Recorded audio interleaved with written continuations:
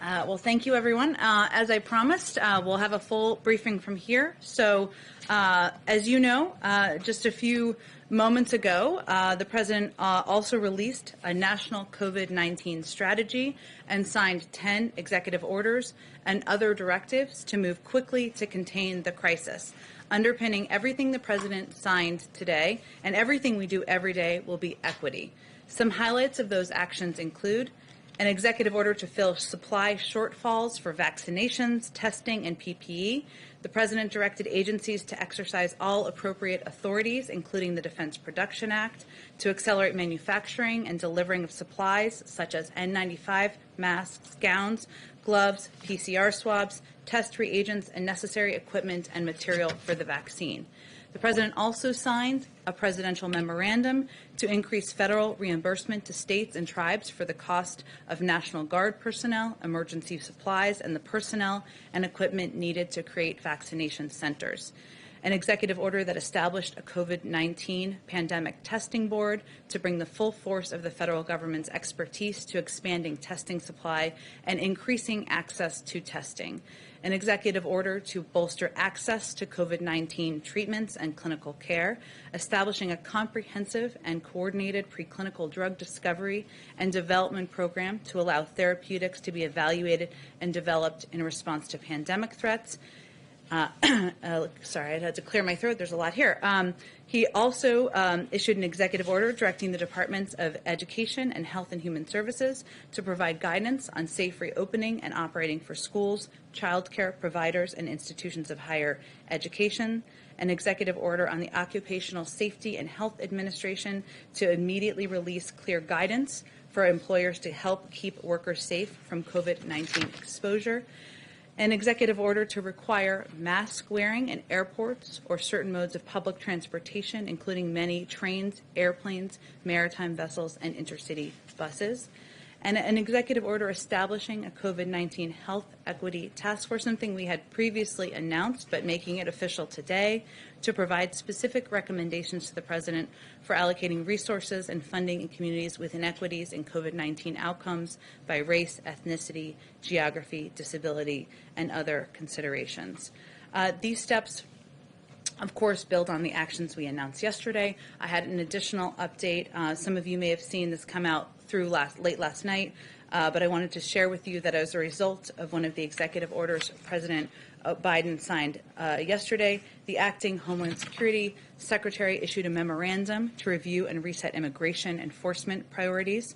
For 100 days, beginning tomorrow, the Department of Homeland Security will pause removals for certain individuals. This pause will allow the administration to review and reset enforcement policies and ensure that resources are dedicated to the most pressing challenges and that we have a fair and effective enforcement system rooted in responsibly managing the border and protecting our national security and public safety. I had one other item I just wanted to flag for you about something the First Lady is up to.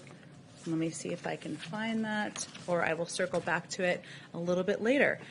With that, I'm happy to take your questions. Zeke, why don't you kick us off? Thanks, Jen. There was some reporting earlier today about the President's commitment to extending New START. Can you talk about what the President's directive on that front has been?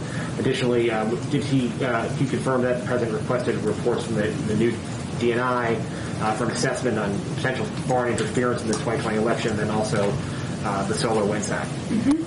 I can confirm that the United States intends to seek a 5-year extension of New START as the treaty permits. The President has long been clear that the New START treaty is in the national security interests of the United States.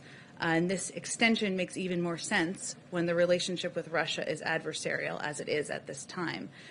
New START is the only remaining treaty constraining Russian nuclear forces and is an anchor of strategic stability between our two countries. And to the other part of your question, even as we work with Russia to advance U.S. interests, so too we work to hold Russia to account for its reckless and adversarial actions.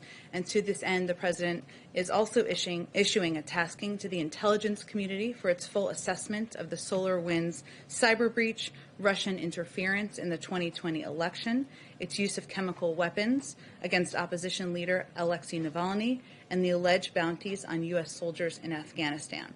So that's hopefully answered all of it. That was a mouthful. And just changing gears for a quick second to COVID and the negotiations with Capitol Hill, how long is the president willing to pursue bipartisanship? Democrats are already talking about a reconciliation process. Is there given the critical need for some sort of aid here that the president is talking about, is there a deadline at which he's giving Republicans, is it February 1st? Is it President's weekend by which he'll say, no, we're going to do this by reconciliation instead?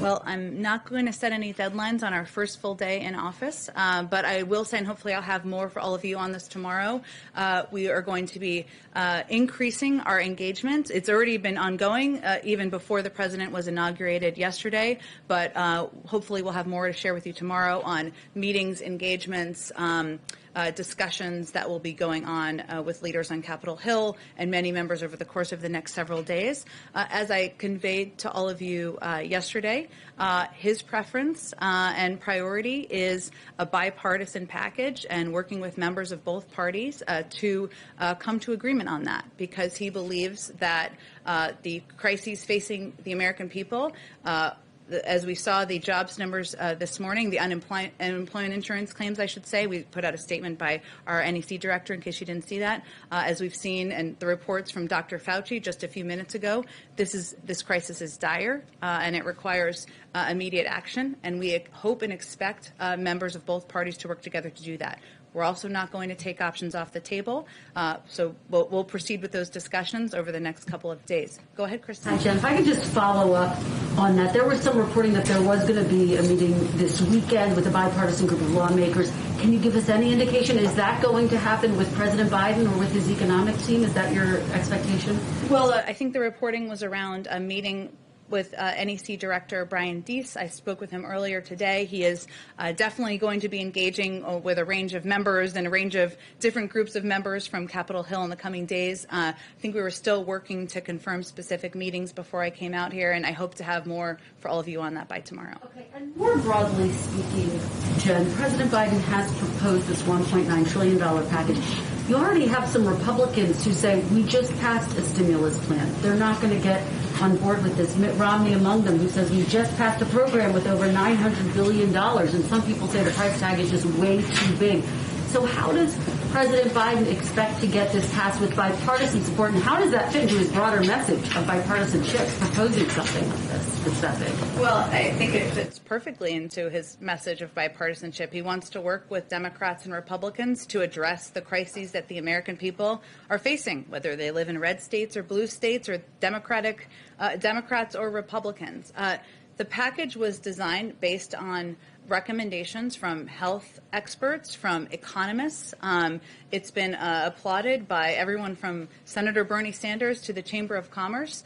And there are specific pieces in there that are meant to serve as a bridge for the American people, including a large percentage of it that's for unemployment insurance, funding for vaccine distribution, something that is pivotal, as we've already been discussing here today, for reopening of schools. So part of the discussion we'll be having with members is what do you want to cut? And this is a plan that he feels addresses the crisis at the moment. One quick follow-up on that. The work of the Senate is being held up by this dispute over the filibuster. Where does President Biden come down on that? Does he think that there should not be a filibuster so that the Senate could move forward with its work? Well, the president-elect spoke just yesterday, as you all saw, about the spirit of working together and bipartisanship to confront the 4 crises facing us. You've already seen him work with Republicans and Democrats and work toward a bipartisan approach to passing packages that will address the crises we're facing, and that certainly is his priority and his preference. So that's what he'll continue to work on day 2 of the administration. Go ahead, Mike Scheer. Okay, see, you can call it. I just gave you a hard time. Go ahead. Fine. So I want to push you a little bit more on that question. Mm-hmm. Like if there's this call for unity that the president made in his speech yesterday, but there has so far been almost no fig leaf even to the Republican Party. You don't have a Republican cabinet member like President Obama and I think President Clinton had.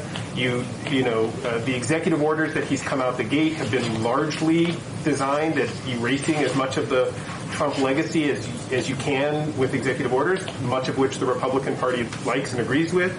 You've put forth an immigration bill that has a path to citizenship but doesn't do much of a nod towards the border security. And you've got a $1.9 trillion COVID relief bill that has, as folks have said, already drawn all sorts of criticism. Where is the actual action behind this idea of bipartisanship? And when are we going to see one of those, sort of substantial outreaches that says this is something that, the Republicans want to do too? Well, I guess what I would send back to you, there's a lot in there, so let me do my best here. But, Mike, is unemployment insurance only an issue that Democrats in the country want? Do only Democrats want their kids to go back to schools? Do only Democrats want vaccines to be distributed across the country?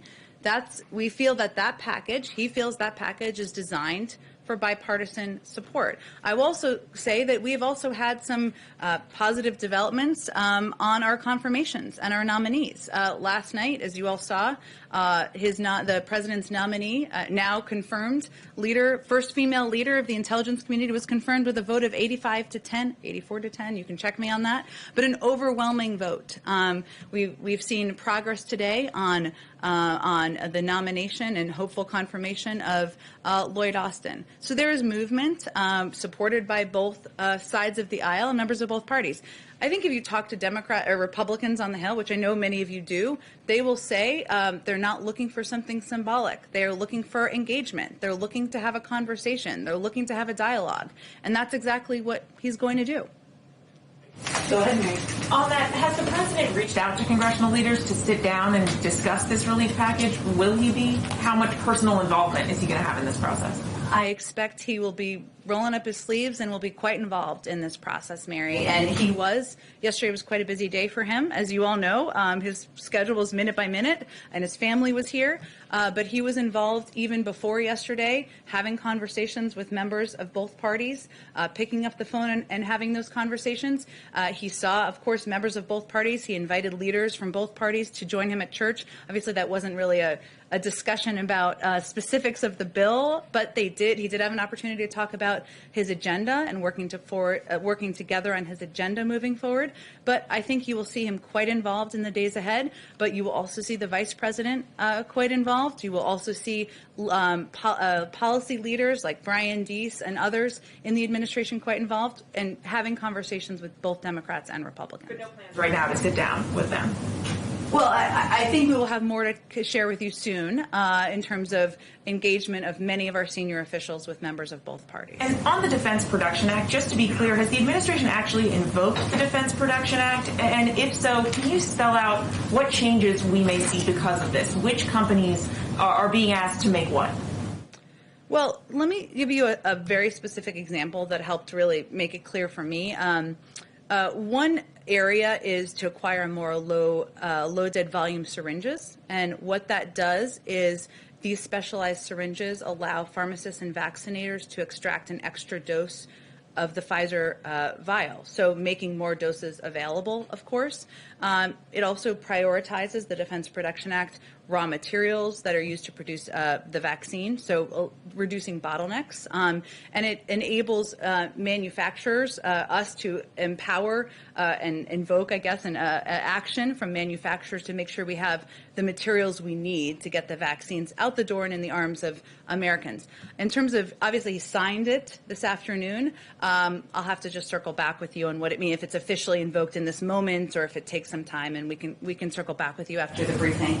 Go ahead, Jen. On stimulus, is the White House drafting a legislative bill? You mean in terms of the what he announced last Thursday? Well, he announced what his specific ideas will be and what his vision is. But right now we're having discussions with members of both parties, as we have for the last week, about what that will look like. Okay, so no bill draft coming out of the White House is what I'm saying. Well, I'm happy to talk to our legislative team about that. I think what was important to the president was to outline what his vision would be. This is how the process should actually work, right? The president outlines, here's my vision, here's what I think should be in a package. Let's have discussions, let's have engagements with both parties, and let's see what comes out of the sausage making at the other side. Go ahead, Anita. I'll come back to you. I'm sorry I keep missing you. But just following up on what Kristen asked, I don't think I heard an answer about whether the president supports keeping the filibuster, or where he sits on that. Has he talked to Senator Schumer about that? I mean, he served there a long time. What are his thoughts on that? I think what I was conveying to Kristen is that the president has been clear. He wants to work with members of both parties and find bipartisan paths forward. And I don't have any more conversations to read out for you at this point in time. Specifically answer that, unless I'm not understanding your answer. I don't think I have more to add to my answer. Okay. And then just on the impeachment trial, I know that there was some talk about sort of the Senate doing both things at the same time, two things at once. There's some reporting this afternoon that Republicans are pushing to have the impeachment trial start in February. Where do you all stand still now on that? Are you still looking for that both paths to happen at the same time? Would it be preferable to do that first, or are you okay with later as some Republicans are talking about? Well, Anita, I think we have been pretty consistent that we believe the timing and the mechanisms for the Congress and the Senate moving forward and holding the former president accountable, we'll leave that to them. And what our biggest priority and focus is ensuring that it doesn't delay the Senate, Congress moving forward in consideration and discussion around the COVID relief package that the president proposed last week. Go ahead. Thank you, Jen. Is the print cooler? I have a question for myself and then a question for someone who cannot be here because of the social distancing policies.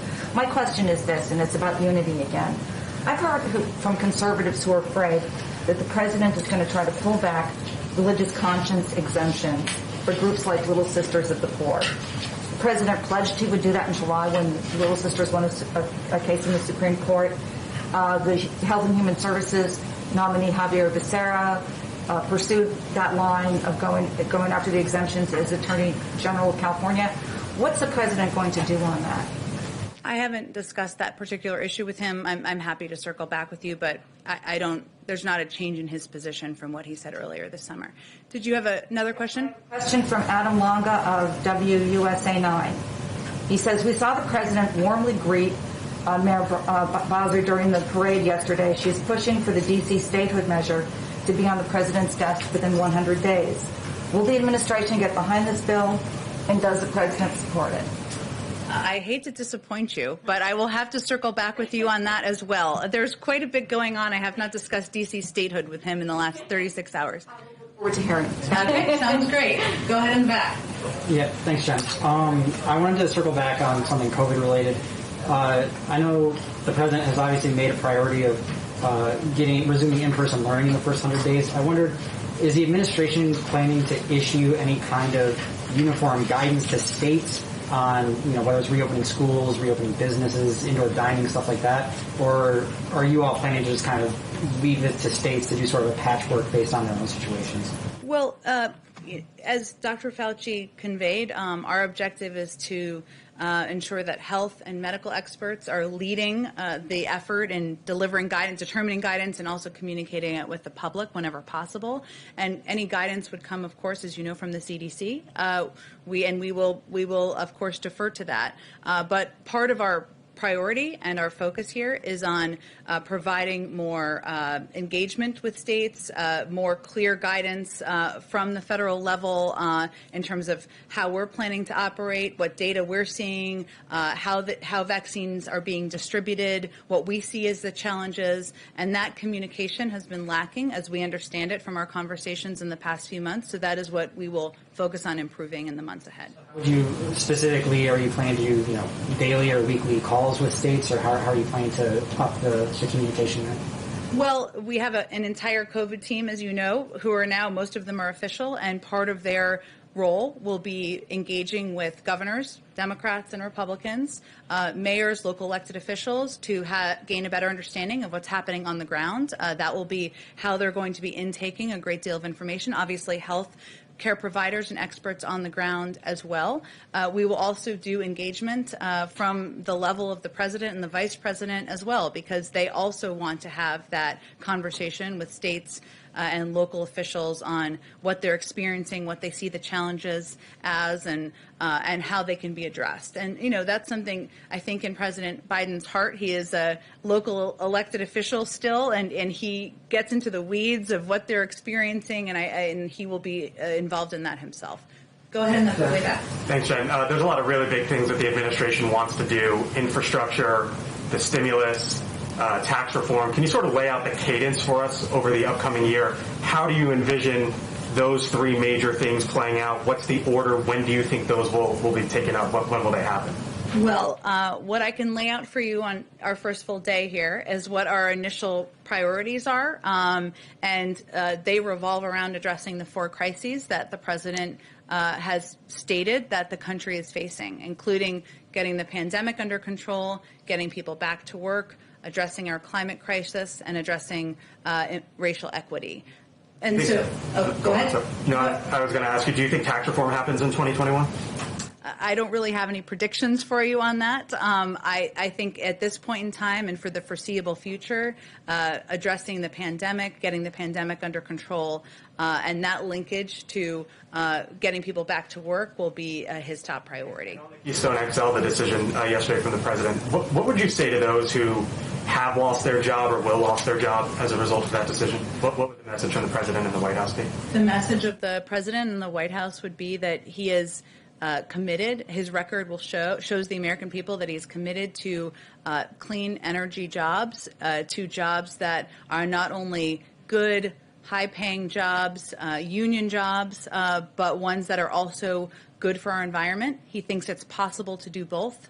He led an effort when he was the vice president to put millions of people to work with both of those priorities in mind, and he will continue to do that as president. But he had opposed the Keystone Pipeline back in 2013 when it was when there was a consideration of the permit, or sorry, I don't think it was 2013. I think it was a little bit after that. And he's been consistent in his view, and he was delivering on a promise he made to the American public during the campaign. Go ahead all the way in the back. Thank you. I wanted to ask you about India-US relationship. What is President Biden's vision of the India-US relationship, the relationship between the world's oldest and the world's largest democracies? Well, first I would say that President Biden, who of course has visited India many times, respects and values the long bipartisan, successful relationship between leaders in India and the United States. He looks forward to a continuation of that. Obviously, he selected and yesterday she was sworn in, the first Indian American to serve as president or vice president. It's certainly a historic moment for all of us in this country, but a further, cementing of the importance of our relationship. So, go ahead, George. Yeah, thanks. Two questions, if I could. One on the Hatch Act. Will this administration take that seriously, and do you think it's ever appropriate for this White House to have a political event or a political meeting? Well, as you know, there are some political events that are acceptable, but we certainly take the Hatch Act seriously and will abide by that. And you will not see a political rally on the South Lawn of the White House with under President Biden. The second one, this may sound trivial, but presidents and candidates have some events where they're fun for the candidate. The big crowd on the acceptance speech at the convention, the big crowd at the inauguration, big rallies. Because of COVID, this president has been denied all those. Has he ever been at all wistful about sort of missing the fun parts of being a candidate and the inauguration? Not in front of me, George. I will say that even yesterday, or of the last couple of days, he tried to find a moment of joy with his family and with his grandchildren, who bring him a great deal of joy, and a recognition of course, the great responsibility he has on his shoulders, but a moment in history that he was playing a very important part of. So I would say he's been in public office, as you all know, for decades, and he's had many joyful moments, but this moment, serving as president, coming in at a crisis where thousands of people are dying from a pandemic every day, millions of people are out of work, is not really a time for daily joy as the leader of the free world, and he's focused on doing his job to get the work done for the American people. Go ahead. Why weren't President Biden and all members of the Biden family masked at all times on federal lands last night if he signed an executive order that mandates masks on federal lands at all times?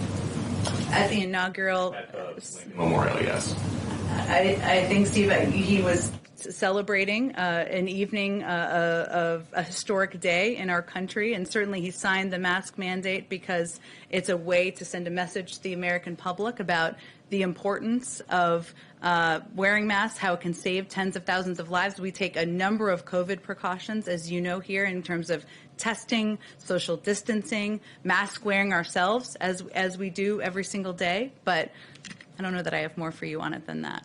But as Joe Biden often talks about, it is not just important the example of power, but the power of our example. Was that a good example for people who are watching who might not pay attention normally? Well, Steve, I think the power of his example is also the message he sends by signing 25 executive orders, including almost half of them related to COVID, the requirements that we're all under every single day here to ensure we're sending that message to the public. Yesterday was a historic moment in our history. He was inaugurated as President of the United States. He was surrounded by his family. We take a number of precautions, but I think we have bigger issues to worry about at this moment in time. Go ahead, Anita. Jeff? You mentioned... Oh, sorry, Jeff. Let me go to Jeff, Anita, because I already went to you, if that's okay. Jeff, go ahead. Thanks very much. Follow-up on New START. Do you have any indication from Russia that they will object to the extension of 5 years, and has the United States already alerted Moscow about its desire? Well, we have not. Obviously, as you know, a number of our nominees have talked about our intention during their confirmation hearings over the past couple of days of extending New START. I don't have any calls to read out for you, but I can check and see if any notifications or discussions have happened this afternoon. And a follow-up on something from yesterday, which I think you referred to, that President Biden had said that President Trump left him a very generous note, and he didn't want to talk about it until he spoke to President Trump. Are President Biden and former President Trump going to have a call? There's no call planned. What he was conveying is that he didn't want to release a private note without having agreement from the former president. But I wouldn't say he's seeking it through a phone call. He just was even trying to be respectful in that moment of a private letter that was sent. With regard to the former president, has President Biden spoken to Speaker Pelosi at all about the timing of when she plans to bring the impeachment articles to the Senate and how he would like to see this trial proceed? President Biden has been pretty clear about what the focus of his conversations are and what his intention is with his engagements with leaders from both sides of the aisle and in both houses of Congress, including with Speaker Pelosi, someone he's known for quite some time. And that is his intention and focus on getting the COVID package through. So he will leave it to her and to now Leader Schumer to determine what the path forward and the timeline will be in holding the former president accountable. Anita, go back to you. Yeah, you earlier mentioned 4 priorities of the president. I was surprised to not hear immigration per se in that, because yesterday many of the executive orders were about immigration. There were 2 major agency releases last night about immigration. The bill is being introduced today. Do you not see that as sort of the second big push after the COVID bill? Where do you see that? And I guess I would say, why is it? I was going to ask you, why is it going to be, why is it such a priority after the COVID bill? But you didn't even list it, so I wanted to kind of clarify that and get your thoughts on it. Well, I wouldn't read into that other than immigration we consider as part of racial equity and part of which is a broad issue, but that's how the president has spoken about that crisis over the past several months, and clearly it is an enormous priority to him because we moved forward in announcing the specifics of an immigration bill, an immigration package he is eager to move forward on with Congress on his first day in office. But As you know, there's been a lot of history on efforts to do comprehensive immigration reform, to do any form of immigration reform. And what we're hopeful is that this will be a moment of reset and a moment to restart discussions on Capitol Hill. There are already a number of co-sponsors who have been announced to have those discussions. There are experts on immigration who have worked on this issue on both sides of the aisle. Historically, it is an issue that there is bipartisan support from the business community, supports from a range of outside groups with different political tilts, and we're hopeful that that will help propel it forward. Menendez said today on a call, he called it a Herculean, effort to get this through. As you know, it hasn't gone through, as you just mentioned before. I mean, there are Republicans grumbling today that there's not more in that bill that they want to see. So is that bill, what do you think the prospect of that bill getting through is? Well, I don't know that I can predict that the first day. I mean, it's only been out for 24 hours. But what was important to the president in the outline of this bill is that it is addressing a couple of areas that he doesn't feel have been effectively done in the past. The last 4 years, the immigration policy has been based around funding for a wall. That has not worked, even to keep the country safer, even to keep bad actors out. And so his approach is multi-pronged.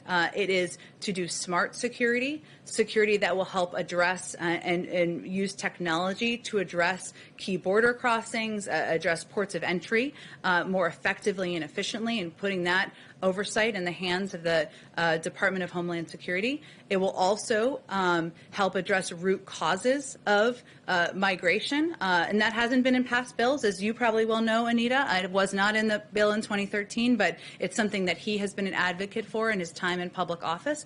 And it also has a pathway to citizenship for the 11 million undocumented immigrants who are living in the country. There are components of here in the bill that address a lot of the issues that have not been addressed in the past, and certainly the components of it that are talk about smart security are the kind of border security that we think is essential and more effective than what we've seen over the past couple of years. Go ahead. Oh. Can I go to Zeke first and then to you, Kristen? Go ahead. I just wanted to follow up on a question I asked the President a hour or so ago about the 100 million vaccines in the first 100 days. That's roughly a per diem basis of where the vaccinations are right now. Can you just elaborate a little bit why the President isn't setting the bar a little bit higher? It may be required other nudge. Just to explain to the American people when they see these statistics of, one tracker had 1.6 million yesterday. Why isn't the President shooting just a little bit higher given the magnitude of the crisis here? Well, none of us are mathematicians, myself included, so I asked our team to do a little math on this. So the Trump administration was given 36 million doses when they were in office for 38 days. They administered a total of about 17 million shots. That's about less than 500,000 shots a day. What we are proposing is to double that to about 1 million shots per day. And we have outlined this goal and objective in coordination and consultation with our health and medical experts. So it is ambitious. It's something that we feel is bold and was called that certainly at the time. And we're working overtime to help to achieve it, try to achieve it. But is the President trying to, he obviously would try to exceed that if possible. Is it possible we may see in a couple of weeks or month that the President would up that goal? Well, there are a lot of factors that go into determining how many shots can get into the arms of Americans. We feel confident we can achieve this goal. Obviously, there are other vaccines that are being considered at this point in time by the FDA. There is funding that will be needed for distribution. There are a number of steps that will help expedite at some point in time. But right now, our focus is on what many health and medical experts have consistently called a bold goal. I will note also that some of the reporting this morning, which Kristen asked about earlier, was that the Trump administration left us with no plan. It's hard for them to both be exactly true at the same time. And our team has been putting together a plan, our own plan, as Dr. Fauci talked about, for some time to achieve this goal. But he also mentioned that there are a number of challenges. It's not just about lining people up, as you all know, but for people watching in a football stadium and giving them shots. We have to overcome vaccine hesitancy. We have to get to health communities where they don't have access to health centers. that was outlined. A number of steps to address that were outlined in the president's plan today. This is a bold goal. We're going to work every day to achieve it, and we'll build from there. There's a lot more of the administration to go from there, and more work on COVID to be done. Go ahead, Kristen. Jen, President Biden is reversing a number of former President Trump's policies, and we're seeing some of former President Trump's staffers be placed on leave or be reassigned. Is there an attempt to purge Trump officials? Well, there's a new administration, so obviously there are a number of new officials in place. I know there was some reporting, for example, and I don't know if this is who you're referencing, so you tell me if not, of the head of the NLRB. That's an individual who was not carrying out the, anyone would tell you, not just from our administration, the objectives of the NLRB. And so they're no longer in their position, and we'll make those decisions as needed.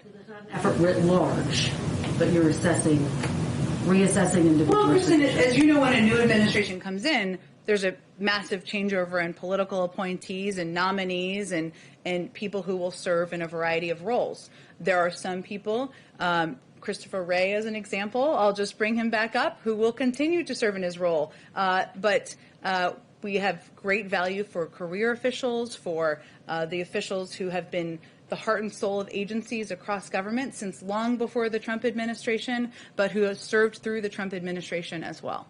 COVID, the question. Did the transition officials know before yesterday that Amazon wanted to get involved in such a meaningful way? We saw, not that I'm aware of. I'm happy to check. I mean, when the reporting came out, I asked the question, and I think internally, and what was conveyed to me, and I don't think we discussed this yesterday, was that we've had a lot of outreach, some privately, some publicly, from a range of businesses and private sector entities, and we certainly welcome that, and we'll be considering all of those offers and what makes the most sense in our plans and proposals. So, because there are some Trump officials saying they were never offered help from Amazon, and so they're essentially saying they think this was a political call for Amazon to wait while lives were hanging in the balance, but you're saying that is not the case. I'm not aware of the timeline of when Amazon reached out. That sounds like a question for Amazon to me. Jen, what did you think about all the pardons that Trump handed out on his way out the door? And do you know if the DOJ or anyone is reviewing any of those? Well, as you know, we nominated an attorney general just a couple of weeks ago, Merrick Garland. We're eager to get him confirmed in the coming weeks, hopefully soon. Our view on the pardons, Jennifer, is that it's not a model for how a Biden Justice Department would work. It's not a model, I should say, for how President Biden would use his own power. He would use his own power far more judiciously. But we are looking forward. And most important for us and for him is that the Justice Department, as we look ahead, is independent, makes decisions of their own accord, including the review of any investigations or judicial steps that have been taken. Thank you. Okay, so I think we're about to conclude it here, but because it's my second day, let's take two more questions. Go ahead in the back. Attorneys. Yeah, is the president going to listen to the pardon attorney? President Bush told President Obama that he should use the pardon power early on. But we know that the pardon power has been in disrepute in the last week because of President Trump's pardons. Is President Biden going to try to use the power quickly? Or, you said judiciously. What's his take going to be? Well, judiciously, and I'm not saying you're conveying this, but just for clarity, is not meant to convey speed. It's just meant to convey how he approaches it. As you know, he has a long history on judicial issues, having served as the chairman of the Judiciary Committee many years ago. But on day two, I don't have any prediction for you in terms of how he would use pardon attorneys or the role, but he has great respect for and value for independence, as you know, and for the role of the judiciary and the independence of that role. Okay, last actual question. Sorry. I appreciate it, and I'm going to bounce off Jeff here, conversations that may or may not have happened. Can you tell us, has President Biden spoken to the Fed chair, Jay Powell? If he hasn't, does he have any plans on speaking to him at any point in the near future? And generally speaking, how does the president view the stewardship of the Fed chair during this economic crisis? I don't have any calls to read out for you or to predict for you with the chairman of the Federal Reserve. He clearly has a great deal of respect and value for the Federal Reserve and the role they've played historically, given he nominated the former chair to serve as the first female Treasury Secretary. But I don't have anything more for you. I can venture to get more for you from our economic team. Thank you, everyone. I'll see you again tomorrow. Thanks,